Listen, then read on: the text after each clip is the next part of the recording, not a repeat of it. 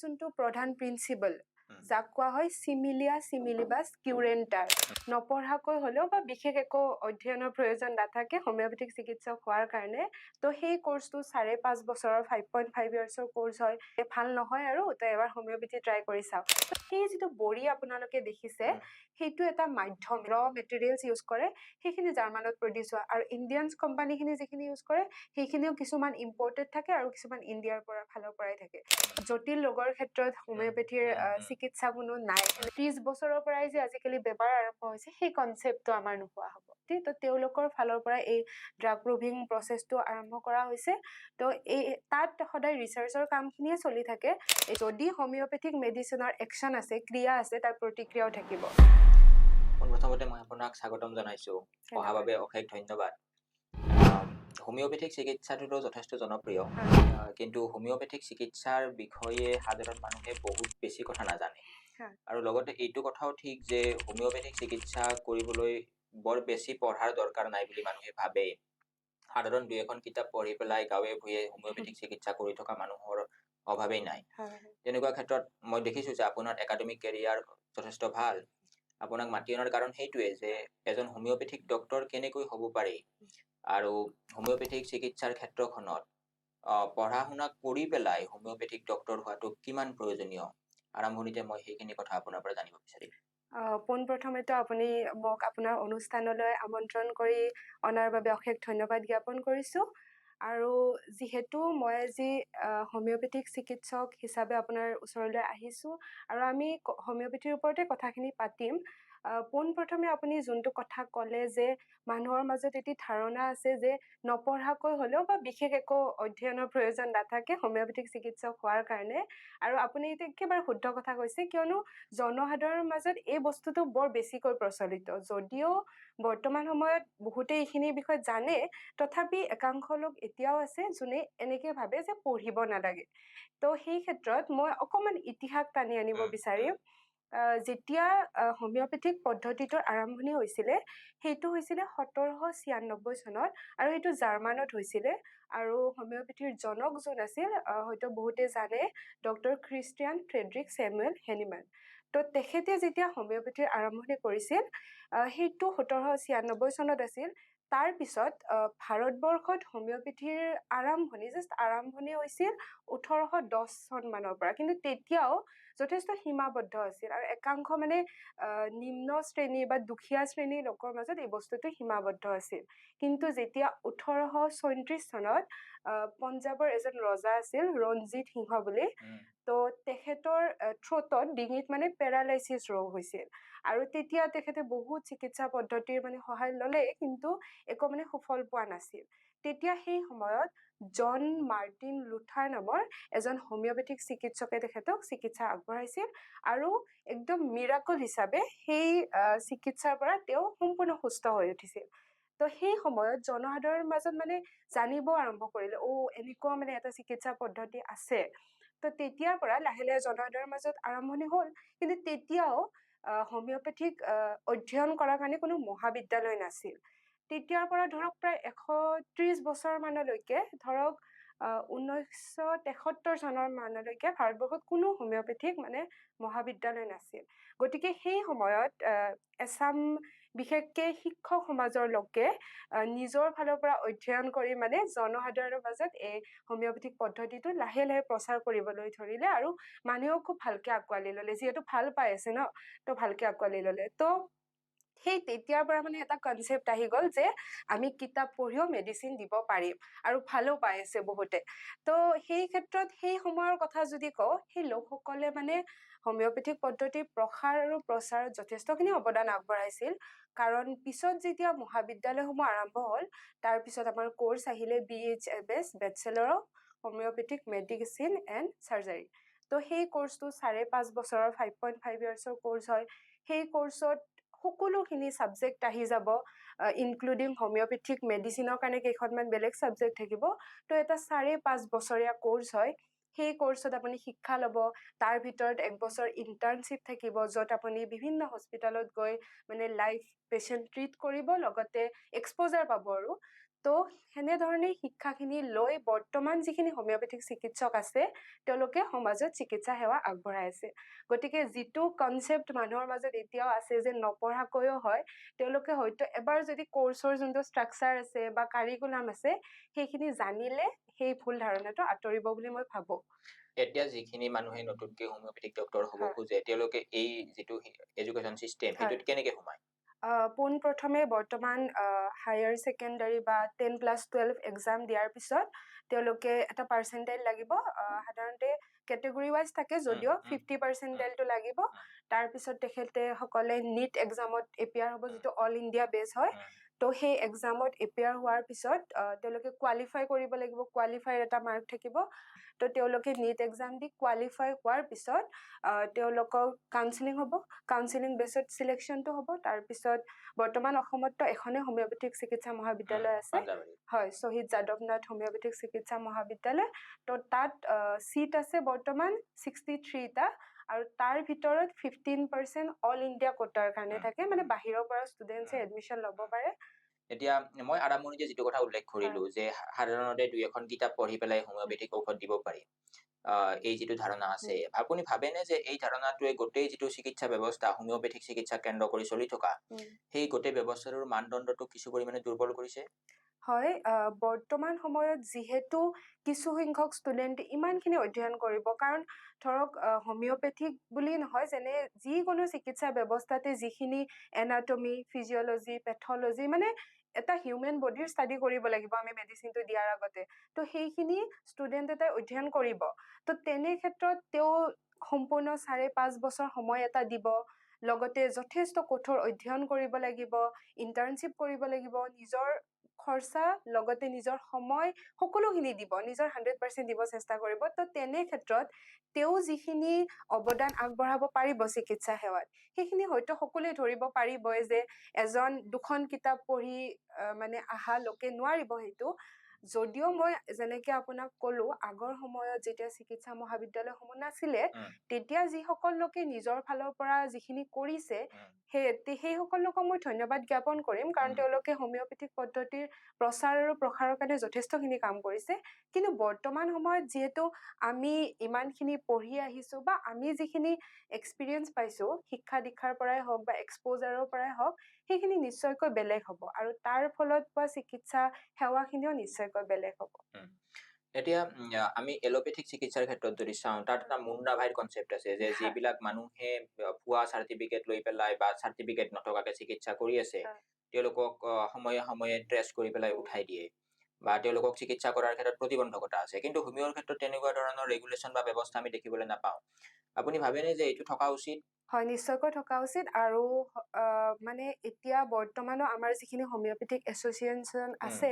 ষ্টুডেণ্টছৰে হওক বা ডক্টৰছখিনিৰে হওক যিখিনি আছে তাৰ ফালৰ পৰা যথেষ্টখিনি চেষ্টা কৰি আছে বৰ্তমানো যেনেকে লিষ্টবিলাক ওলোৱাই আছে যিসকলে বৰ্তমানে এনেকুৱা লাইচেঞ্চ নোহোৱাকৈ বা যিটো ৰেগুলেশ্যন নহয় তাৰ বাহিৰত কাম কৰি আছে আৰু নিশ্চয়কৈ আমি আশাবাদী যে আৰু কেইবছৰমানৰ ভিতৰত হয়তো এনেকুৱা লোকসকলক আমি আইডেন্টিফাই কৰিব পাৰিম আপোনালোক ICMR-ৰ আণ্ডাৰত আহে হয় আহে আৰু হোমিওপেথিক চিকিৎসকৰ কাৰণে কি ধৰণৰ এছ'চিয়েশ্যন আছে হোমিওপেথিক চিকিৎসকৰ কাৰণে আমাৰ যিখিনি নেশ্যনেল লেভেলত আছে NCH বুলি আছে নেশ্যনেল কমিশ্যন ফৰ হোমিওপেথি আৰু অসমত আছে board of homeopathic system of medicine active হয় এইবিলাক হয় এক্টিভ হয় কাৰণ আমাৰ যিখিনি ৰুলছ ৰেগুলেশ্যন আছে NCHৰ ফালৰ পৰা আহে যেনেকৈ মই ক'লো ইণ্টাৰ্ণশ্বিপত আমি 1 মান্থ প্ৰেক্টিচ অফ মেডিচিন কৰিব লাগিব 3 মান্থছ গাইনি অপছ কৰিব লাগিব তো সেইখিনি তাৰ পৰাই ৰেগুলেশ্যনছখিনি আহে এতিয়া কোনটো মিনিষ্ট্ৰী আছে এইবিলাক বস্তু সেইবিলাক আয়ুষ মিনিষ্ট্ৰী আণ্ডাৰতে আহিছে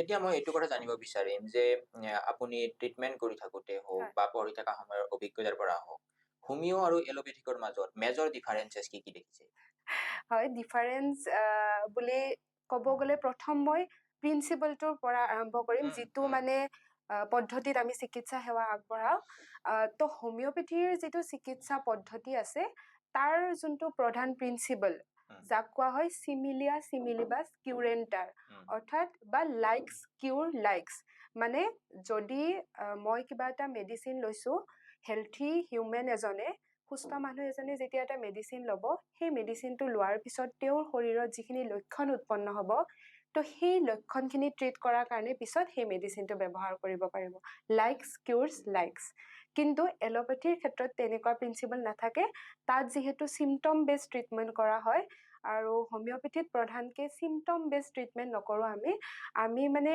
মানুহজনক অধ্যয়ন কৰোঁ তেওঁ যোনটো চিমটম লৈ আহিছে সেই মানুহজনৰ ভিতৰৰ পৰাতো কিবা এটা ডি এৰেঞ্জমেণ্ট বা কিবা এটা খেলি মেলি হৈছে কাৰণে তেওঁৰ সেই লক্ষণখিনি আহিছে তো সেইকাৰণে আমি মানুহজনৰ ফিজিকেল মেণ্টেল গোটেইখিনি মানে ষ্টাডি কৰি পিনে মেডিচিন দিওঁ তো মেইন ডিফাৰেঞ্চটো সেইখিনিতে আহি যায় যে ইয়াতে চিমটম বেছ ট্ৰিটমেণ্ট কৰা নহয় কিন্তু এলোপেথিৰ যিটো ট্ৰিটমেণ্ট হয় সেইটো চিমটম বেছ ট্ৰিটমেণ্ট হয় এতিয়া আপুনি যিটো কথা ক'লে যে আমি মানুহজনক ভিতৰৰ পৰা চাই পেলাই হেৰি কৰোঁ ট্ৰিটমেণ্ট কৰোঁ সেইটো কথাক লৈ এটা কথা এটা আহে বা বহুতে সমালোচনাও কৰে যে হোমিওপেথিক চিকিৎসাটো মানুহৰ এটা বিশ্বাসৰ লগত জড়িত আৰু ই তাৰমানে মানুহজনক সাংঘাতিক ধৰণে যিটো ইমোচনেল এটা ইমোচনেল খেলাৰ জৰিয়তেই ভাল কৰে গতিকে এইটো ক্ষেত্ৰত মই এইটো কথা জানিব বিচাৰিম যে সঁচাকে তেনেকুৱা হয় আৰু বহুতে এইটোও কয় যে হোমিওপেথি চাইন্স নহয় কি ক'ব এইটোত এইটো এগেইন এইটো আকৌ এটা মানে প্ৰচলিত কথা হৈ যায় মিছা বুলি নকওঁ মই মানুহৰ মাজত আছে এইটো কথা কিন্তু চাওক মই আপোনাক ক'লো যে হোমিওপেথিৰ যেতিয়া আৰম্ভণি হৈছিল তেতিয়া ডক্টৰ খ্ৰীষ্টিয়ান ফ্ৰেডৰিক চেমুৱেল হেনিমানে তেওঁ এখন মেটেৰা মেডিকা ষ্টাডি কৰি আছিল য'ত মানে মেডিচিনৰ কথাখিনি থাকে তো ষ্টাডি কৰি থাকোঁতে তেওঁ পাইছিল যে চিনকোনা বাৰ্গ বুলি এটি বনৰীয়া মানে বনৌষধি তো সেইটো যেতিয়া খায় তেতিয়া সুস্থ মানুহ এজনৰ শৰীৰত কঁপি কঁপি জ্বৰ উঠিব ঠাণ্ডা লাগিব মানে মেলেৰিয়াৰ দৰে চিমটমছ আহিব তেওঁ সেনেকুৱাকে পালে তাৰ পিছত তেওঁ সেইটো নিজৰ মানে নিজে খাই পিনে ষ্টাডি কৰিব ল'লে তো তেতিয়া কি পালে হয় তেওঁৰ শৰীৰতো তেনেকুৱা ধৰণৰ লক্ষণবিলাক উৎপন্ন হৈছে তাৰ পিছত তেওঁ কিছুদিন পিছত আকৌ সেই বনৌষধিটোৱে গ্ৰহণ কৰি সেই চিমটমছখিনিৰ পৰা তেওঁ ৰিলিফ পালে বা সেই ৰোগটোৰ পৰা ৰিলিফ পালে তো তেনে ক্ষেত্ৰত আপুনি চাব পাৰে যে যিখিনি তেওঁ কৰিলে এইটো এটা চাইণ্টিফিক ৰিচাৰ্চে হয় তো যেতিয়া হোমিওপেথিৰ আৰম্ভণি এটা চাইণ্টিফিক ৰিচাৰ্চৰ পৰা হৈছে তো নিশ্চয়কৈ ইট ইজ এ চায়েন্স আৰু মানুহৰ যিখিনি আপুনি ক'লে যে মানুহক ইমোচনেলি মানে হেৰি কৰা হয় কিন্তু তেনে ক্ষেত্ৰত ইমোচনেলি আপুনি এটা লেভেললৈকে কৰিব পাৰিব কিন্তু আপুনি হয়তো জানে বা দৰ্শকসকলেও হয়তো জানে যে বৰ্তমান হোমিওপেথিক চিকিৎসাৰ জৰিয়তে কিমানখিনি ৰোগত আৰোগ্য লাভ কৰি আছে বহুত মানুহে গম পাইছে যোনে খাইছে লৈছে তো তেনে ক্ষেত্ৰত অকল ইমোচনেলি মানুহজনক কথা পাতিয়ে জানো ইমানখিনি সম্ভৱ হ'ব নিশ্চয়কৈ নহয় তো মানুহৰ মাজত প্ৰচলিত এটি কথা হয় আৰু যিহেতু আমি মানুহজনক এজ এ হোল ষ্টাডি কৰোঁ তো এটা কথা আছে ন যে ডক্তৰজনৰ লগত কথা পাতিয়ে কিছু বেমাৰ ভাল পালোঁ তো সেইটো অকল হোমিওপেথিক পদ্ধতি বুলিয়ে নহয় আপুনি যোন পদ্ধতিতে নাযাওক কিয় যেতিয়া ডক্তৰজন ৱেলকামিং হয় আপোনাৰ লগত ভালকে কণ্ট্ৰিবিউট কৰে আপোনাক ভালকে বুজে নিশ্চয়কৈ আপোনাৰ এটা পাৰ্চিয়েলি হ'লেও এটা ভাল লাগিব বাকী ৰোগখিনিতো মেডিচিনেই ঠিক কৰিব আমি এলোপেথিক চিকিৎসাৰ ক্ষেত্ৰত যদি চাওঁ তেতিয়া আমি দেখিবলৈ পাওঁ যে তাত বিভিন্ন ধৰণৰ ব্ৰাঞ্চ থাকে যেনে কাৰ্ডিঅলজি হওক নেফ্ৰলজি হওক এতিয়া মই হোমিওপেথিক চিকিৎসাৰ ক্ষেত্ৰত এইটো কথা জানিব বিচাৰিম যে হোমিওপেথিক চিকিৎসাত তেনেকুৱা স্পেচিয়েল ব্ৰাঞ্চ আছে হোমিওপেথিক চিকিৎসক মানে এই 5.5 বছৰৰ BHMS কোৰ্চটো কৰি অহাৰ পিছত তেখেতে এজন জেনেৰেল ফিজিচিয়ান হিচাপে ট্ৰিটমেণ্ট কৰে আৰু ব্ৰাঞ্চৰ ক্ষেত্ৰত ক'ব গ'লে হোমিওপেথিক পদ্ধতিত যেতিয়া তেওঁ PG কৰিব পষ্ট গ্ৰেজুৱেশ্যন তাত বিভিন্ন ব্ৰাঞ্চ আছে বিশেষকৈ হোমিওপেথিক ছাবজেক্ট কেইটাৰ বাহিৰেও practice of medicine paediatrics community medicine আৰু চাইকাট্ৰি এইসমূহ ব্ৰাঞ্চৰ যিটো এলাইড হয় মানে এলোপেথিক বা অন্য বিভাগতো থাকে তো সেইখিনি ছাবজেক্টৰ ওপৰত তেওঁ PG পষ্ট গ্ৰেজুৱেশ্যন কৰিব পাৰিব কিন্তু তেওঁ যেতিয়া চিকিৎসা সেৱা আগবঢ়াব ব্ৰাঞ্চ হিচাপে নহয় তেওঁ এজ এ জেনেৰেল ফিজিচিয়ানে চিকিৎসা সেৱা আগবঢ়াব হোমিওপেথিক চিকিৎসাৰ ক্ষেত্ৰত বহুতে কয় যে ইমাৰ্জেঞ্চি চিটুৱেশ্যনত ই এপ্লিকেবল নহয় ইমাৰ্জেঞ্চি চিটুৱেশ্যনৰ ক্ষেত্ৰত হোমিওপেথিক চিকিৎসা সঁচাকৈ এপ্লিকেবল নহয় ইমাৰ্জেঞ্চি দুটা বস্তু আহি পৰে এটা ছাপ'জ ৰাস্তাৰে মানুহ এজন গৈ আছে তেওঁ গাড়ী খুন্দিয়ালে তেওঁৰ এটা ডাঙৰকৈ কাট হ'ল পুৰা ব্লিডিং হৈ আছে তো সেই ক্ষেত্ৰত দুটা বস্তু আহিব সেই ব্লিডিংটো আপুনি মেডিচিনেৰেও ৰখাব পাৰিব নাইবা তাত ষ্টিচ কৰিব লাগিব চিলাই কৰিব লাগিব তো তেনে ক্ষেত্ৰত ব্লিডিং যদি মানুহজনৰ বেছিকৈ হয় নিশ্চয়কৈ তেওঁৰ ব্লাড লছ বহুত হ'লে তেওঁৰ অন্য প্ৰব্লেমবিলাক আহি পৰিব তো তেনে ক্ষেত্ৰত আমি সদায় ইণ্টাৰডিপেণ্ডেণ্ট মানে যিকোনো চিকিৎসা পদ্ধতিয়ে কেতিয়াবা ডিপেণ্ডেণ্ট হ'ব লাগিব পাৰে চব বস্তুৰ এটা স্কোপ আৰু লিমিটেশ্যন থাকে জানে এইটো আপুনিও তো তেনে ক্ষেত্ৰত আমি তেওঁৰ সেই কাটটো চিলাই কৰিম তো সেইটো বিভাগ বেলেগত আহি পৰিলে তো চিলাই কৰিব লাগিব চিলাই কৰাৰ পিছত তেওঁৰ যাতে আৰু ব্লিডিংটো নহয় তাৰ বাবে নিশ্চয়কৈ আমি হোমিওপেথিক মেডিচিন তেখেতক দিব পাৰিম যোনটোত মানে ব্লাড লছ ৰখোৱাৰ কাৰণেও মেডিচিন আছে তো এনেকুৱা ধৰণৰ ইমাৰ্জেন্সি কণ্ডিশ্যনত মেডিচিনো আছে কিন্তু যেতিয়া আপোনাৰ টিস্যু এটা ব্ৰেক হ'ব কিবা এটা ভাঙিব নিশ্চয়কৈ তাত আপোনাৰ ফিজিকেল ইন্টাৰভেনশন এটা লাগিব জৰা লগাবই লাগিব তাৰ পিছত মেডিচিন খিনি দিয়ে এইবিলাক কাম হোমিওপেথিয়ে কৰিব পাৰে হোমিওপেথিত মানে যিটো কোৰ্স আছে সেইটো কোৰ্সত এইবিলাক শিকোৱা হয় একচুয়ালি আমি যেতিয়া ইন্টাৰ্নশিপ কৰো তেতিয়া আমি সিভিল হস্পিটেল বা মেডিকেল কলেজ যতে নকৰো কিয় তাত আমাৰ ইমাৰ্জেন্সি ডিপাৰ্টমেন্টতো দিয়া হয় 1 মান্থৰ কাৰণে তো তাত আমি অৰ্হতাখিনি গোটেইখিনি আহৰণ কৰো কিন্তু নৰ্মেল যিটো ষ্টিচিং আছে সেইটো কৰিব পাৰে হোমিওপেথিক ডক্টৰ বা যোনে হলেও কৰিব পাৰে কাৰণ আমাৰ যিসকল ডক্টৰ এতিয়া য'ত পোষ্টেড হৈ আছে তাত তেওঁলোকে কৰি আছে বা নৰ্মেল ডেলিভাৰীটো তেওঁলোকে কৰিব পাৰে ষ্টিচিংটো কৰিব পাৰে বাকি মেডিচিন খিনি যেতিয়া হস্পিটেল এখনত আছে তাত যি এভেইলেবল মেডিচিন আছে তেওঁ সেইখিনিয়ে দিব তো ষ্টিচিঙৰ ক্ষেত্ৰত পাৰিব হোমিওপেথিক ডক্টৰে কৰিব পাৰে সেইটো ৰেগুলেশনত আছে আপুনি কোৰ্সৰ কথা কৈ থাকোতে এটা কথা বাৰে কৈছে সাৰ্জাৰী আমিতো এলোপেথিক চিকিৎসাৰ ক্ষেত্ৰত সাৰ্জাৰী বুলি ক'লে কি বুজো আমি এটো সবে জানে আৰু তেনেকুৱা ক্ষেত্ৰত হোমিওপেথিৰ ক্ষেত্ৰত সাৰ্জাৰী বুলি ক'লে আমি কি বুজি পাওঁ সেইটোৱে হোমিওপেথিৰ ক্ষেত্ৰত যেতিয়া সাৰ্জাৰী শব্দটো লাষ্টত নাম ধৰি লাষ্টত আছে সাৰ্জাৰী শব্দটো তো ইয়াতে সেই মাইনৰ অতি আৰু মেজৰ অতি বুলি দুটা বস্তু থাকে তো ইয়াতে মাইনৰ খিনি আহিব যেনেকা নৰ্মেল ষ্টিচিং কৰা এটা ড্ৰেছিং কৰা এটা সেই সকলোখিনি বস্তু আহি যাব বাকি যিখিনি মেজৰ অতি থাকিব যেনেকা অৰ্গেনৰ কিবা প্ৰবলেম থাকিলে বা সেইখিনি আমাৰ ব্ৰাঞ্চৰ ভিতৰত নাহে সেইবিলাকৰ চিকিৎসা হোমিওপেথিত নাই সেইবিলাকৰ আপুনি যেতিয়া সাপোজ কথাটো খুদিছে যেহেতু যেনে ধৰক ষ্টোনৰ ক্ষেত্ৰত জানে আপুনি অপাৰেচন কৰা হয় তো তাত দুটা বস্তু থাকে যেটো কিডনি ষ্টোন আছে আৰু মেইনলি ষ্টোন কিডনি আৰু গল ব্লাডাৰ এনেকুৱাতে পোৱা যায় তো কিডনি ষ্টোনটোত উলাই যোৱাৰ কাৰণে আমাৰ বডিত ৰাস্তা থাকিব কিন্তু গল ব্লাডাৰ ষ্টোনটোত উলাই যোৱাৰ কাৰণে কোনো ৰাস্তা নাথাকে তো তাত আমি দুইটা ব্যৱস্থাতে যাব পাৰো যেতিয়া হোমিওপেথিক ব্যৱস্থাত কিডনি ষ্টোনৰ কাৰণে মেডিচিন লোৱা হয় তেতিয়া আমি চাব লাগিব যে কিডনি ষ্টোনটোৰ সাইজ কিমান আছে তো এটা এগেইন ইয়াতে স্কোপ আৰু লিমিটেশনৰ কথাটো আহি যাব তো এটা সাইজলৈকে আমি সেই ষ্টোনটো ব্ৰেক কৰি পিনে ইউৰিনৰ লগত পাস কৰাই উলাই দিব পাৰো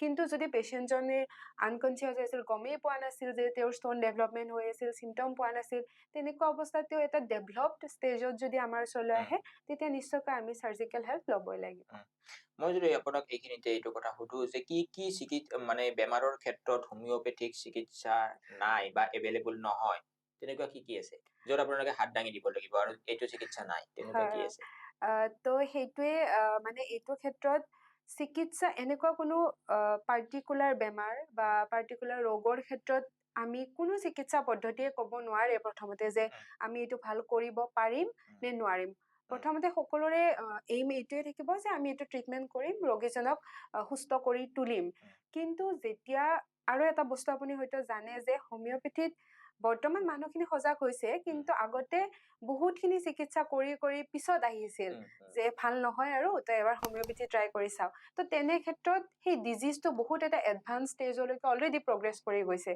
তো তেনে ক্ষেত্ৰত যদি আপুনি আহিয়ে কয় যে হোমিওপেথিত ভাল নহল টাইম লাগিল সেইটো বেলেগ কথা কাৰণ অলৰেডি এডভান্স ষ্টেজত যোৱা ডিজিজ এটা যি পেথিতে নাযাওক কিয় টাইম লাগিব তো তেনেকুৱা ক্ষেত্ৰত আমি সদায় ডিজিজৰ কণ্ডিশনটো চাব লাগিব বেমাৰটো কিমানখিনি প্ৰগ্ৰেছ হৈছে কেনেকুৱা ষ্টেজত আছে তাৰ পিছতহে আমি ট্ৰিটমেন্ট দিয়া উচিত বা তাৰ পৰা ভাল হ'ব নে নহব সেইটো তাৰ পিছত ডিসাইড কৰা যায় আৰু এটা অভিযোগ আহে যেটো কথাত কোৱা হয় যে হোমিওপেথিক চিকিৎসাটো যথেষ্ট স্লো কিয় এটো কোৱা হয় বা হসাকে স্লো হয় হোমিওপেথিক যেতিয়া চিকিৎসা আগবঢ়া হয় তেতিয়া সেই প্ৰিন্সিপলটো ফলো কৰা হয় সিমিলিয়া সিমিলিবাস কিউৰেণ্টাৰ তো সেই প্ৰিন্সিপল অনুযায়ী সেই ব্যক্তিজনৰ লগত এটা সিমিলিমাম মেডিচিন সিলেক্ট কৰা হয় যেটো প্ৰকৃত পদ্ধতি হয় তো তেনে ক্ষেত্ৰত যদি সেই সিমিলিমাম মেডিচিনটো সিলেক্ট কৰা হয় তেনে ক্ষেত্ৰত তেওঁৰ সময় লগাৰ কোনো কথা নাথাকে কিন্তু এনেকুৱা আছে আমাৰ সিস্টেমটো এনেকুৱা আছে যে বহুত হেফাজাৰ্টলি টাইম নলয় বহুত জলদি খৰধৰ কৰি পিনে মেডিচিনটো দি দিয়ে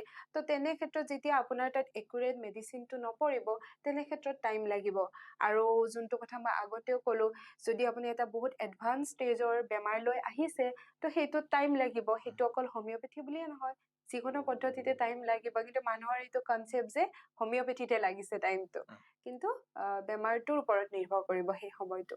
বাকী ক'ব গ'লে হোমিওপেথিক মেডিচিন যদি একুৰেট আপুনি মেডিচিন খাইছে, প্ৰপাৰ ড'জ আৰু পটেঞ্চিত খাইছে, তেতিয়াহ'লে নিশ্চয়কৈ খুব সোনকালে কাম কৰিব।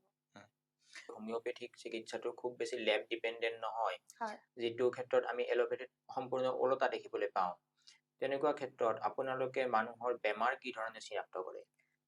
বৰ্তমান সময়ত যেতিয়া হোমিওপেথিৰ আৱিষ্কাৰ হৈছিলে, তেতিয়া নিশ্চয়কৈ লেব ডিপেণ্ডেণ্ট নাছিলে। মই যিটো ক'লো কেছ টেকিং যোনটো প্ৰচেছ আছে, সেই কেছ টেকিং প্ৰক্ৰিয়াৰ জৰিয়তে মানুহজনক ষ্টাডি কৰি পিনে মানে কেছ টেকিঙৰ আমাৰ এটা দীঘল ফৰ্মেট থাকে, তো সেই ফৰ্মেট হিচাপত গোটেইখিনি লৈ পিনে মানুহজনক ট্ৰিটমেণ্ট দিয়া হৈছিল। কিন্তু চায়েন্সৰ সদায় চেঞ্জেছ আহি থাকে, সময়ৰ লগত চায়েন্সৰ সলনি হৈ থাকে, নতুন নতুন উদ্ভাৱন হৈ থাকে। তেনেদৰে হোমিওপেথিৰ ক্ষেত্ৰতো বৰ্তমান আমি লেব ৰিপৰ্ট চাব লগা হয়। এনেকুৱা নহয়, আৰু লেব ৰিপৰ্ট যিখিনি আছে সেইখিনি কোনো পেথিত নাযায়। লেব ইজ লেব, সেইটো মানে আপুনি কাৰোবাৰ পৰা ব্লাড কালেকশ্যন কৰিছে, তাতেতো আপুনি একো মেডিচিন দিয়া নাই। পেথি বস্তুটো সদায় মেডিচিনৰ ক্ষেত্ৰত আহি যায়। বাকী মানুহৰ দেহটো একে, ব্লাডো ল'ব লাগিব, আল্ট্ৰাচাউণ্ডো কৰিব লাগিব, তো সেইখিনি পেথিৰ লগত জড়িত নহয়।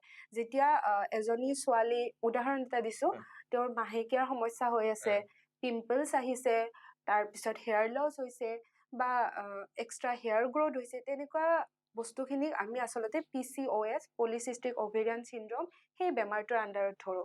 তো সেইখিনি আমি পাৰ্চিয়েল চিমটম পাই গ'লো, কিন্তু কনফাৰ্মেশ্যনৰ কাৰণে আমি আল্ট্ৰাচাউণ্ড কৰিব লাগিব। তো সেইটো যিকোনো পেথিতে আহি যাব।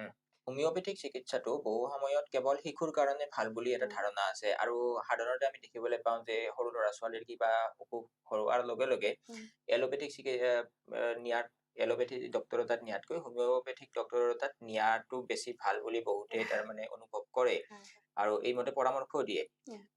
কেৱল হোমিওপেথিক সঁচাকৈ শিশুৰ কাৰণে ভাল, নে যিকোনো বয়সৰ মানুহৰ কাৰণে হোমিওপেথিক চিকিৎসা উপলব্ধ? আপোনাৰ এই প্ৰশ্নটোৰ উত্তৰ মই একে আষাৰে দিবলৈ গ'লে নহয়, কেৱল শিশুৰ ক্ষেত্ৰত বুলিয়ে হোমিওপেথি নহয়। মানুহৰ এইটো বিশ্বাস, আৰু ভালো লাগে বাৰু যেতিয়া মানুহে নিজৰ নৱজাতকটোক আমাৰ ওচৰত নিৰ্ভৰ কৰি পিনে আনে, ভাল লাগে নিশ্চয়কৈ। কিন্তু যেতিয়া আমাৰ হোমিওপেথিৰ জনক ডক্টৰ খ্ৰীষ্টিয়ান ফ্ৰেডৰিক চেমুৱেল হেনিমানে হোমিওপেথিৰ উদ্ভাৱন কৰিছিল, তেতিয়াওতো তেওঁ সকলোখিনি এজ, ছেক্স বা সকলোখিনি বয়সৰ মানুহৰ ওপৰতে তেখেতে পৰীক্ষা কৰি পিনে উদ্ভাৱন কৰিছিল। গতিকে হোমিওপেথিত এনেকুৱা নহয় যে অকল শিশুৰে ৰোগ ভাল হ'ব। কেৱল মানুহে এইটো ভাবে, কিয়নো মই যেনেকে ক'লো হোমিওপেথিত আমি চিমটমৰ চিকিৎসা নকৰো, সেই ৰোগীজনক সম্পূৰ্ণভাৱে চিকিৎসা কৰো। তো মানুহৰ এইটো কনচেপ্ট আছে যে তেওঁলোকে যিখিনি মেডিচিন দিব, আমাৰ বেবীটোক, বাচ্ছাটোক সম্পূৰ্ণভাৱে ভিতৰৰ পৰা ঠিক কৰি দিব। তো সেই আশাটোত তেওঁলোকে ভাবে যে অকল শিশুক আমি প্ৰথমে হোমিওপেথিৰ ওচৰত দিলে সুফল পোৱা যাব, সেইটো এটা কনচেপ্ট আছে। কিন্তু নিশ্চয়কৈ হোমিওপেথিক চিকিৎসা ব্যৱস্থাই সকলো বয়সৰ মানুহ, সকলো জেণ্ডাৰ, সকলোৰে ক্ষেত্ৰত এপ্লিকেবল হয়। হোমিওপেথিক চিকিৎসাটোৰ ক্ষেত্ৰত আমি যদি আৰু এটা মানুহৰ অভিযোগ বুলি মই কৈছো, অভিযোগ এটা দেখিবলৈ পাওঁ যে এইটো জাষ্ট এটা প্লেচিবো হয়, কি ক'ব এইটো? এইটো কিয় ভাবে, কাৰণ জানে হয়তো হোমিওপেথিক যিখিনি মেডিচিন দিয়া হয়, বড়িত দিয়া হয়, গ্লবিউলছত দিয়া হয়, আৰু লিকুইডো দিয়া হয়। কিন্তু মেইনলি আগৰ পৰা সেই গ্লবিউলছ খিনি চলি আছে, মানুহে হয়তো এইটো মিঠা বড়ি বুলি কয়।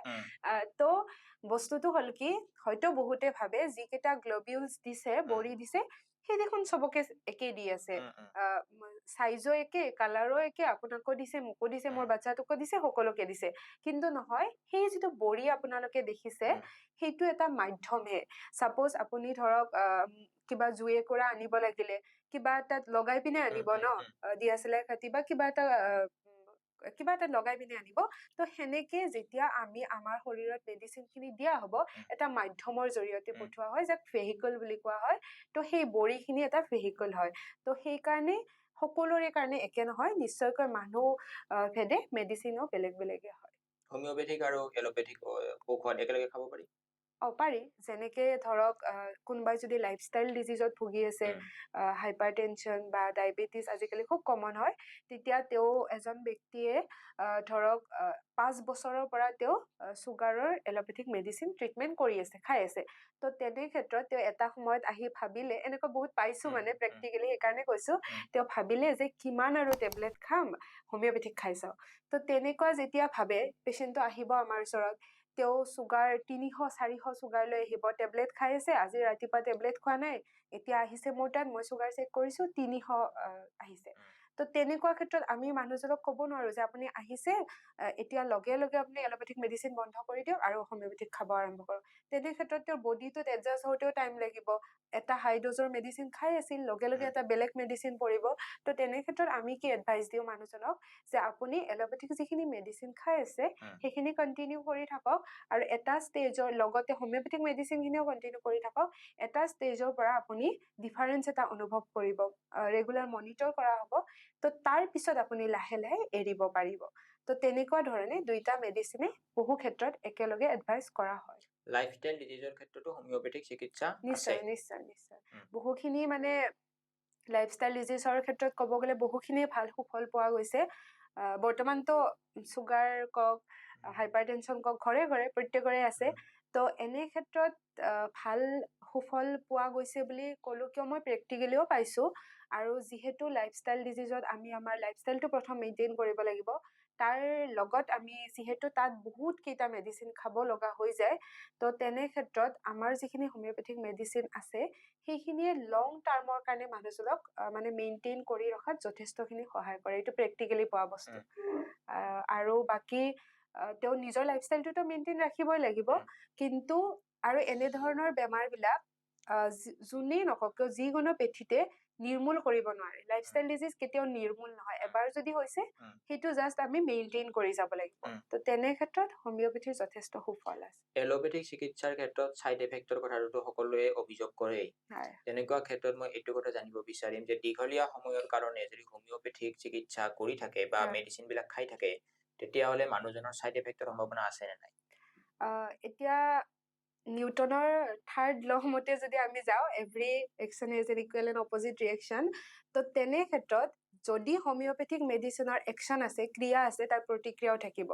তো সেই ক্ষেত্ৰত আপোনাৰ সেই চিলেকশ্যনৰ কথাটো আহি যাব। যদি আপুনি এজন ব্যক্তিক proper medicine, proper dose, proper potency selection কৰি দিছে, তেতিয়াহ'লে তেওঁৰ কোনো পাৰ্শ্বক্ৰিয়া নহয়, কোনো ছাইড ইফেক্ট নহয়। কিন্তু যদি সেই ড'জ পটেঞ্চিত খেলি মেলি হয়, মেডিচিনটো খেলি মেলি হয়, তেতিয়া নিশ্চয়কৈ তাৰ ছাইড ইফেক্ট হ'ব। আৰু লং টাৰ্ম ব্যৱহাৰ কৰাৰ ক্ষেত্ৰতো সেইটো কথাই আহি পৰিব। যিটো আপোনাৰ ৰোগ, আপোনাৰ যোনটো পাৰ্চনেলিটি, ইণ্ডিভিজুৱেল আপোনাৰ যিটো কেৰেক্টাৰ, সেইখিনিৰ ওপৰত আপোনাৰ ৰোগটোৰ নিৰ্ভৰ কৰি যিটো মেডিচিন দিয়া হ'ব, তেনে ক্ষেত্ৰত যিটো সময়লৈকে আপুনি মেডিচিন খাব লাগিব সেইটো খাবই লাগিব। তাৰ কাৰণে কোনো ছাইড ইফেক্ট নহয়, কাৰণ যেতিয়া প্ৰপাৰ মেডিচিনটো চিলেকশ্যন কৰা হয়। এইটো বাৰে বাৰে কৈছো, কাৰণ কিয় ছাইড ইফেক্ট হোমিওপেথিতো আহিব যদি চিলেকশ্যনটো ফুল হয়। বহুতে এইটো আৰু অভিযোগ কৰে যে হোমিওপেথিক যিবিলাক মেডিচিন আছে তাত ষ্টেৰইড আছে বা থাকে। থাকেনে সঁচাকে? নহয় নহয়, ষ্টেৰইড নাথাকে। যিটো মই বড়িৰ কথা ক'লো সেইটো চুগাৰৰ মিল্ক, চুগাৰ কেনৰ পৰা বনোৱা হয়, কুঁহিয়াৰৰ পৰা বনোৱা হয়। আৰু যিটো লিকুইড থাকিব তাত মেক্সিমাম ডিষ্টিল ৱাটাৰ ব্যৱহাৰ কৰা হয়। তো ষ্টেৰইডৰ কোনো প্ৰশ্নই নাহে। এতিয়া হোমিওপেথিক যিবিলাক মেডিচিন দিয়া হয় সেইবিলাক যথেষ্ট মিঠা, আৰু তেনেকুৱা ক্ষেত্ৰত আপুনি লাইফষ্টাইল ডিজিজৰ কথা অলৰেডি উল্লেখ কৰিলে, আৰু ডায়েবেটিছ ৰোগীসকলে এনেকুৱা ঔষধবিলাক ল'ব পাৰে? বৰ্তমান সেইকাৰণে এইখিনি ব্যৱস্থা, যিখিনি চেঞ্জেছ আহিছে, মেক্সিমাম ক্ষেত্ৰত বৰ্তমান আমি যিখিনি তেনেকুৱা লাইফষ্টাইল ডিজিজত ভোগা লোক আছে তেওঁলোকক আমি সেই ডিষ্টিল ৱাটাৰত থকা মেডিচিনটোৱে প্ৰিফাৰ কৰোঁ। যদিও যিটো মিঠা মানে গ্লবিউলছ হয় সেইটো কুঁহিয়াৰৰ পৰা বনোৱা হয়, চুগাৰৰ মিল্ক, তাত ইমান চুগাৰ কণ্টেণ্ট নাথাকে। তথাপি আমি লাইফষ্টাইল ডিজিজত ভোগা ৰোগীসকলক ডিষ্টিল ৱাটাৰত মেডিচিন দিয়াটোৱে প্ৰিফাৰ কৰোঁ। যিসকল মানুহে যিকোনো ধৰণৰ মাদক দ্ৰব্য গ্ৰহণ কৰে তেওঁলোকৰ ক্ষেত্ৰত হোমিওপেথিক চিকিৎসা বৰ বেছি কাম নকৰে বুলি কোৱা হয়। সঁচাকে কাম নকৰে? পোনপ্ৰথমেতো মাদক দ্ৰব্য ব্যৱহাৰ কৰা কোনো পেথীৰ লগত জড়িত নহয়। মাদক দ্ৰব্য মানে মেডিচিন খালেও বেয়া, মেডিচিন নাখালেও বেয়া। তো তেনে ক্ষেত্ৰত হোমিওপেথিক পদ্ধতিত কি হয়, কিছুমান লগতে আৰু মই নিজৰ পৰাই এড কৰিছো, মানুহে এটা কথা কয় যে বহুত বাছি খাব লাগে ন। তো তাৰ লগতে লিংক কৰি কথাটো কৈছো যে মাদক দ্ৰব্যৰ লগততো মেডিচিনৰ এনেকুৱা কোনো ডাইৰেক্ট ৰিলেশ্যন নাই, কিন্তু মাদক দ্ৰব্য খালে এনেও মানুহজনক ধ্বংস কৰিব ভিতৰৰ পৰা। ঠিক আছে, কিন্তু যিবিলাক মানুহে তামোল খায় বা যিকোনো ধৰণৰ গুটখা খায় তেওঁলোকৰ ক্ষেত্ৰত হোমিওপেথিক মেডিচিনে কাম নকৰে। যি ধৰণে এলোপেথিক টেবলেট এটা খাই দিয়াৰ লগে লগে তেওঁলোকে ৰিলিফ পায়, সেইটো কথা বহুতে কয় বা অভিযোগো কৰে। তেনেকুৱা ক্ষেত্ৰত সঁচাকে কাম নকৰে তেনেকুৱা মানুহ? তেনেকুৱা চাপ'জ এজন মানুহে বহুত বেছি গুটখা খায়, তেতিয়া তেওঁৰ কি হয়, আহ, মুখৰ ভিতৰৰ যিটো মিউকজা থাকে, উম, মানে যিটো লেয়াৰ থাকে, সেইটো লাহে লাহে ক্ষয় যাবলৈ ধৰে। ত' মেডিচিন এটা আমি যেতিয়া আমাৰ মেইনলি মেডিচিনটোত জিভাত দিয়া উম, হয়, উম, তেতিয়া তাৰ পৰা পাৰ্চিভ কৰি লয়, মানে তাৰ যিবিলাক চেল থাকে, টিচু থাকে, সেইটো তাৰ এনাৰ্জিটো পাৰ্চিভ কৰি লয়। ত' যেতিয়া তেওঁৰ সেই মিউকজেল লেয়াৰটো ডেষ্ট্ৰয় হৈ যাব, উম, তেতিয়া সেই পাৰ্চিপশ্যনত মানে মানুহজনৰ সমস্যা হ'ব পাৰে। কাৰণ গুটখা খোৱাৰ পিছত তেওঁৰ মুখত এটা বেলেগ লেয়াৰ এটা উৎপন্ন উম, হৈ উম, যায়। তো তেতিয়া তেওঁৰ ভালকে সেই মেডিচিনটো পাৰ্চিভ হ'ব নোৱাৰে, আৰু তেওঁ অলৰেডি তেওঁৰ বডিটোক এটা এনেকুৱা হাৰ্চ কণ্ডিশ্যনলৈ লৈ গৈছে, য'ত মানে আপুনি হাৰ্চ কিবা এটা দিলেহে মে বি এফেক্ট হ'ব পাৰে। তো সেইকাৰণে এইটো কথা যে গুটখা খালে বা মাদক দ্ৰব্য গ্ৰহণ কৰিলে এই মেডিচিনে হয়তো নকৰিব পাৰে, উম। যদিও বৰ্তমান সেনেকুৱা কোনো প্ৰমাণ পোৱা যোৱা নাই, কিন্তু নিশ্চয়কৈ মই মোৰ এক্সপিৰিয়েঞ্চৰ ফালৰ পৰা কৈছো, তেনে ক্ষেত্ৰত অলপ সমস্যা হয়। হোমিওপেথিক চিকিৎসা যেতিয়া কৰা যায়, তেতিয়া টাইমৰ ক্ষেত্ৰত যথেষ্ট গুৰুত্ব দিয়া যায় যে আহ, ইমান ইণ্টাৰভেলৰ মূৰে মূৰে ঔষধটো খাব লাগে। হয়। কিয় কৰা হয় এইটো?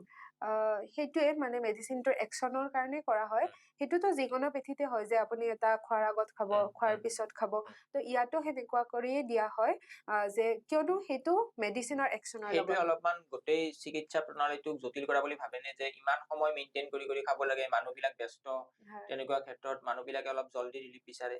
জল্দি ৰিলিফ বিচাৰে, কিন্তু মেডিচিনখিনি টাইম টু টাইম খালে সেইটোৱে সময় কম লাগিব। যিটো মানুহে ক্লেইম কৰে যে সময় বেছি লাগে, যেতিয়া আপুনি এটা যোনটো ইণ্টাৰভেল ধৰি দিয়া হৈছে, তাৰ মানে কি আপোনাৰ যোনটো মেডিচিন এবাৰ দিয়া হৈছে, চাপ'জ ৰাতিপুৱা দিয়া হৈছে, সেইটোৰ একশ্যনটো 12 আৱাৰ্ছ থাকিব, সেইকাৰণে সেই তাৰ পিছৰ টাইমটোত দিয়া হৈছে। তো সেইটো পদ্ধতি যদি তেওঁলোকে এপ্লাই কৰে, তেওঁলোকে নিজে সোনকালে ৰিলিফ উম, পাব। কিন্তু সময়ৰ গুৰুত্ব দিয়াটো সকলো মেডিচিনৰ উম। ক্ষেত্ৰতেই দিব লাগিব। হোমিওপেথিক চিকিৎসাৰ ক্ষেত্ৰত আমি দেখিবলৈ পাওঁ যে জাৰ্মান হোমিও যিটো আছে হয় সেইটোৰ যথেষ্ট জনপ্ৰিয়তা আছে। হয় হয়। জাৰ্মান হোমিও ইমান কিয় জনপ্ৰিয়, আৰু জাৰ্মান হোমিওক বাদ দি বেলেগ ভাল ভাল এনেকুৱা কি হোমিও আছে যিটো আপোনালোকে ব্যৱহাৰ কৰে? জাৰ্মান হোমিওৰ কনচেপ্টটো সেই আৰম্ভণিৰ পৰা উম, আহিল। উম, উম, খ্ৰীষ্টিয়ান ফ্ৰেডৰিক হেনিমেন, তেখেত জাৰ্মানৰ চিকিৎসক উম, আছিল। উম, তো সেই কনচেপ্টটো হিচাপত জাৰ্মান কোম্পানীজ বহুতখিনি আছে যোনে উম, এই মেডিচিনবিলাক বনায়। উম, তো তেওঁলোকে যিখিনি মেডিচিন বনায়, সেইখিনি তেওঁলোকে যিখিনি হাৰ্বছ ইউজ কৰে বা যিখিনি ৰ মেটেৰিয়েলছ ইউজ কৰে, সেইখিনি জাৰ্মানত প্ৰডিউচ হোৱা। আৰু ইণ্ডিয়ান কোম্পানীখিনি যিখিনি ইউজ কৰে, সেইখিনিও কিছুমান ইম্পৰ্টেড থাকে আৰু কিছুমান ইণ্ডিয়াৰ ফালৰ পৰাই থাকে। উম, তো তেনে ক্ষেত্ৰত এটা মানুহৰ ধাৰণাও আহি যায় যে জাৰ্মান কোম্পানীৰ হয়, বাহিৰৰ হয়, তো বেছি ভাল হ'ব, সেনেকুৱা এটি ধাৰণা আহি যায়। লগতে সেই মেডিচিনখিনিৰ ক'ব নোৱাৰে যে আপুনি সকলো জাৰ্মান মেডিচিনে ভাল বা সকলো ইণ্ডিয়ান মেডিচিনে বেয়া। কিছুমান বস্তু আমি নিজৰ ফালৰ পৰা দি পিনেও মানে গম পোৱা যায় যে এইটো মেডিচিন এইটো ব্ৰেণ্ডৰ খুব ভাল হয়, বা এইটো মেডিচিন জাৰ্মান ব্ৰেণ্ডৰ ভাল হয়, এইটো মেডিচিন অন্য ব্ৰেণ্ডৰ ভাল হয়।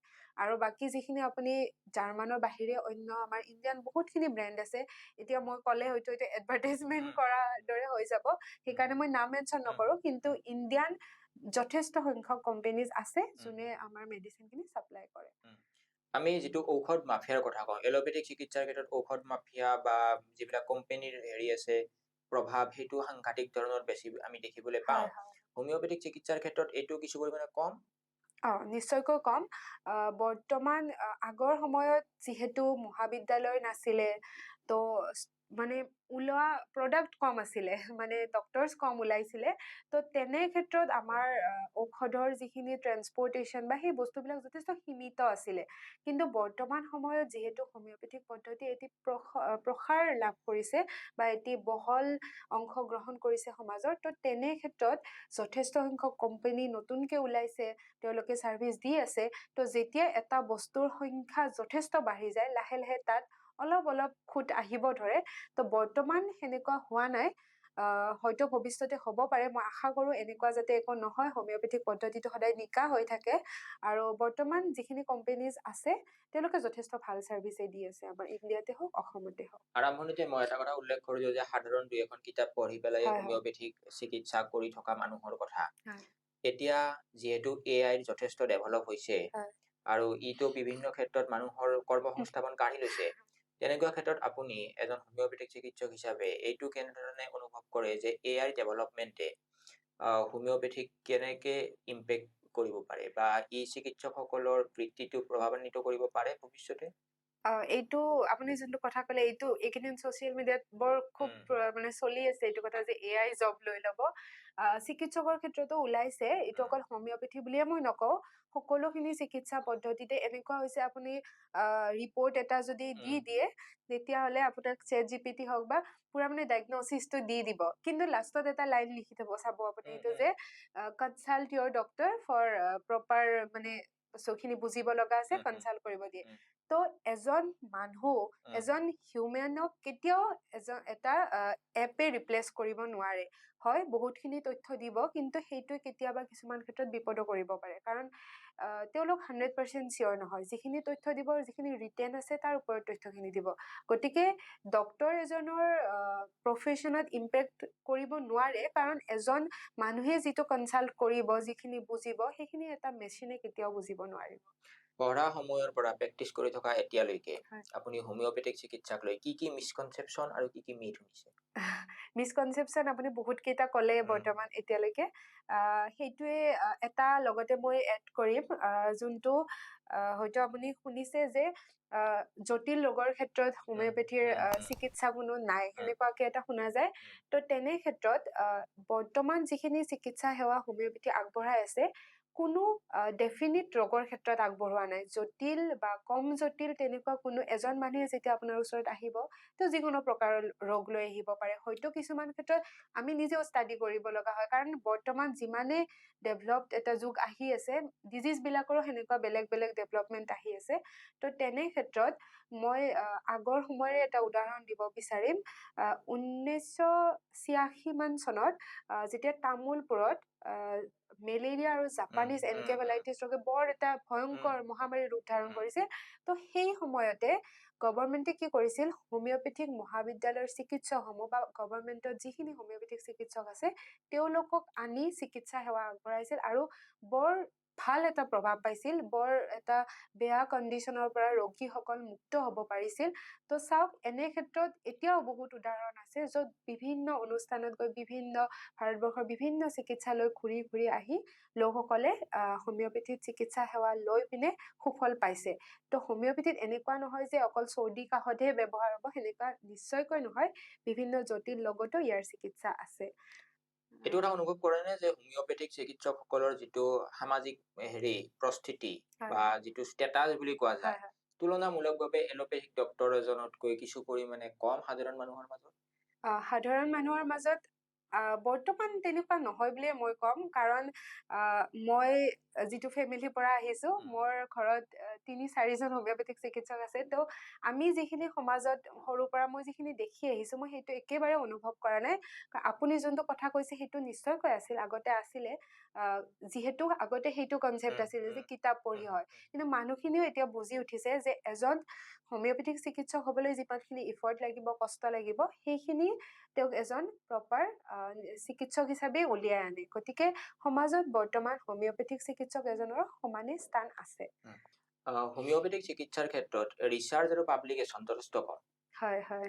বা ছায়েন্সৰ যিবিলাক জাৰ্নেল আছে বা এলোপেথিক চিকিৎসাৰ লগত জড়িত যিবিলাক জাৰ্নেল আছে, সেইবিলাক যিমান জনপ্ৰিয়, হোমিঅপেথিক চিকিৎসাৰ ক্ষেত্ৰত সিমান জনপ্ৰিয় জাৰ্নেল বা সিমান জনপ্ৰিয় লিখনি আমি দেখিবলৈ নাপাওঁ। আনকি বাতৰি কাকতৰ ক্ষেত্ৰতো আমি যদি চাওঁ, সাধাৰণ মানুহে বুজিব পৰাকৈ হোমিঅপেথিক লিখনিবিলাক খুব কমকে ওলায়। এইটোৱে হোমিঅপেথিক চিকিৎসাৰ ক্ষেত্ৰখনক প্ৰভাৱান্বিত কৰা বুলি আপুনি অনুভৱ কৰে? যথেষ্টখিনি কৰিছে। মই এইটো নিজৰ ফালৰ পৰাও মই অনুৰোধ কৰিব বিচাৰিম, যিখিনি দৰ্শক এতিয়া চাই আছে, যিসকল হোমিঅপেথিক চিকিৎসক আছে, মোৰ জ্যেষ্ঠসকলে হওক, যাৰ এইটো আছে যে তেওঁলোকে দিব পাৰে, তেওঁলোকে নিশ্চয়কৈ নিজৰ লিখনি আগবঢ়াওক। মানুহৰ মাজত সজাগতা আছে যদিও এতিয়াও যথেষ্টখিনি কম আছে, কাৰণ তেওঁলোকে এতিয়াও এটা পাৰ্থক্য অনুভৱ কৰে। গতিকে যিখিনি মানুহৰ সেইখিনি কেপাচিটি আছে, তেওঁলোকে সেইখিনি দিয়ক।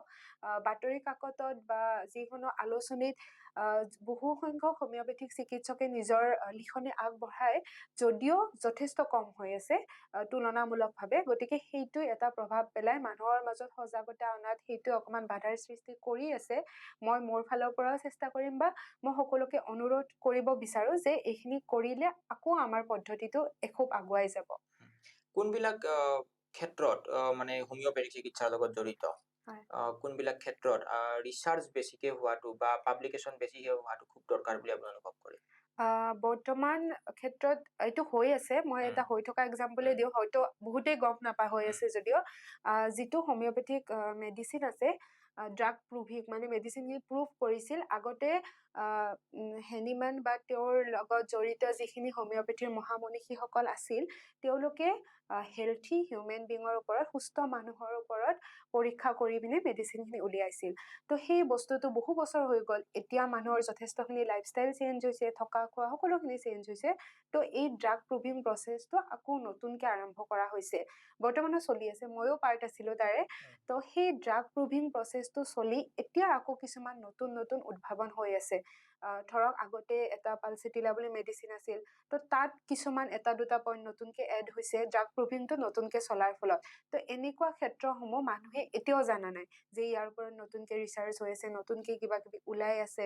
তো সেই ক্ষেত্ৰত যদি লিখা মিলা এই ৰিচাৰ্চখিনি যদি লিখা মিলাৰ জৰিয়তে অকণমান প্ৰচাৰ কৰা হয়, তেনেহলে নিশ্চয় মানুহখিনি আকৌ সজাগ হ'ব। হোমিঅ'পেথিক চিকিৎসাৰ ক্ষেত্ৰখনত যিবিলাক নতুন নতুন গৱেষণাৰ কাম হৈ থাকে, হয়, বা আপুনি যিবিলাক কথা উল্লেখ কৰিলে যে নতুন নতুন কিবা কিবি বিষয়ত আগবাঢ়ি আছে কামবিলাক, এই অৰ্গেনাইজেশ্যন কোনটো হয় যিয়ে এইবিলাক কাম গোটেইবিলাক মনিটৰ কৰি থাকে বা ইনিচিয়েটিভ বিলাক লয়? এইটো CCRH বুলি আছে, central council of research for homeopathy, আৰু তাৰ ব্ৰাঞ্চ আছে আমাৰ আছামতো আছে, ভেটাপাৰাত RRI বুলি regional research institute for homeopathy. তো তেওঁলোকৰ ফালৰ পৰা এই ড্ৰাগ প্ৰুভিং প্ৰচেছটো আৰম্ভ কৰা হৈছে। তো এই তাত সদায় ৰিচাৰ্চৰ কামখিনিয়ে চলি থাকে। এতিয়া বৰ্তমান সেই ড্ৰাগ প্ৰুভিঙৰ কামটো চলি আছে। শেষত মই আপোনাৰ পৰা ডক্তৰ হিচাপে এটা কথা জানিব বিচাৰিম যে সাধাৰণ মানুহে দৈনন্দিন জীৱনত কৰি থকা এনেকুৱা 5টা হেবিট, যিকেইটা হেবিট যদি মানুহে সলনি কৰে, তেতিয়াহ'লে মানুহজনৰ দৈনন্দিন জীৱনত আমি যিবিলাক সমস্যা ঘটি থকা দেখিবলৈ পাওঁ, সেই ঘটি থকা সমস্যাবিলাকৰ প্ৰায়খিনি সমস্যাই নাইকিয়া হৈ যাব পাৰে। 5টা বুলি আপুনি ক'লে, মোৰ হয়তো বেছি হ'ব পাৰে, কাৰণ বৰ্তমান এনেকুৱা বহুতখিনি বস্তু আহি পৰিছে যোনখিনি মানুহক মানে এটা হেল্থি লাইফৰ পৰা বেলেগ ফালে লৈ গৈ আছে।